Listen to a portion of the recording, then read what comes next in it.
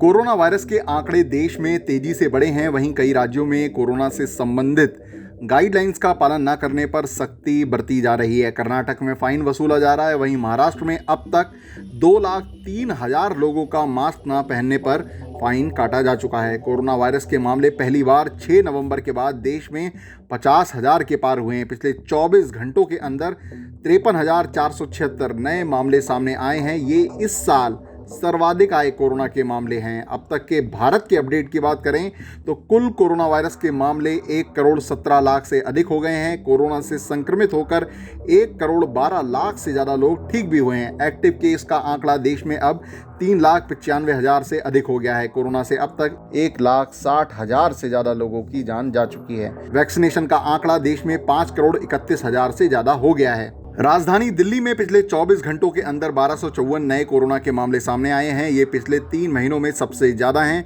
इससे पहले 23 मार्च को भी राजधानी दिल्ली में 24 घंटों का आंकड़ा 1,101 दर्ज हुआ था। वैसे दिल्ली में अब तक कुल कोरोना वायरस के मामले 6,51,227 सामने आ चुके हैं। वहीं 10,973 लोगों की अब तक जान कोरोना से गई है। राजधानी दिल्ली में इसी को देखते हुए रैंडम कोरोना टेस्टिंग शुरू हो गई है। दिल्ली के आनंद विहार से ऐसी ही तस्वीरें सामने आईं। इसी बीच महाराष्ट्र में 31,855 नए कोरोना के मामले रिपोर्ट हुए हैं। मुंबई और पुणे में कोरोना के मामले बढ़े हैं। मुंबई में 5,185 कोरोना के केस सामने आए हैं। नागपुर के कुछ अस्पतालों में बेड कम पड़ने की रिपोर्ट भी सामने आई है। केरल में 2,456 नए कोरोना के मामले सामने आए हैं। 10 लोगों की जान गई है। तमिलनाडु में 1,636 नए कोरोना के केस सामने आए हैं। 12 लोगों की मौत हुई है। पंजाब में 24 घंटों के अंदर 2,634 नए केस सामने आए हैं। 39 लोगों की मौत हुई है।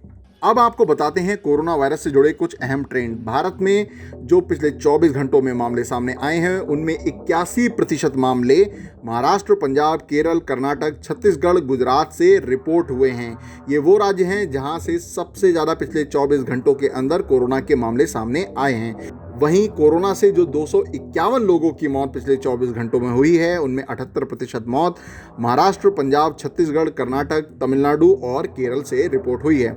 वहीं कोरोना वायरस का असर आने वाले समय में त्योहारी सीजन पर भी नजर आ रहा है। खान पान वाली जो चीज़ें हैं उसकी लोग खरीदारी कम कर रहे हैं। इस बारे में कानपुर के लोग क्या बोले, आइए आपको दिखाते हैं। होली में जैसे ये पापड़, मेवा, किशमिश, मखाना, चिरौंजी सबकी बिक्री जितनी होती थी इस दौरान 25% भी बिक्री नहीं है।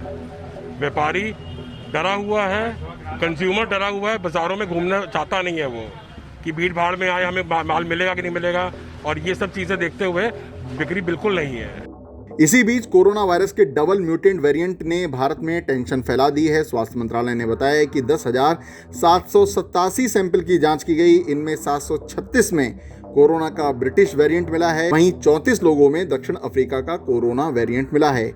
एक व्यक्ति में ब्राजील के कोरोना वायरस वेरिएंट की पुष्टि हुई है।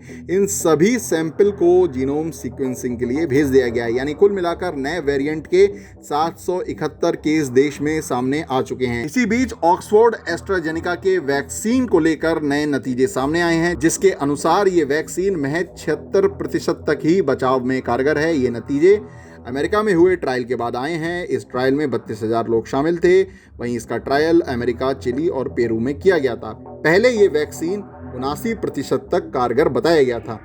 जागरण.com पर देश दुनिया से जुड़े और कोरोना वायरस से जुड़े तमाम अपडेट देखने के लिए हमारे साथ यूं ही बने रहें। आप ये वीडियो जागरण टीवी पर भी देख सकते हैं। नमस्कार।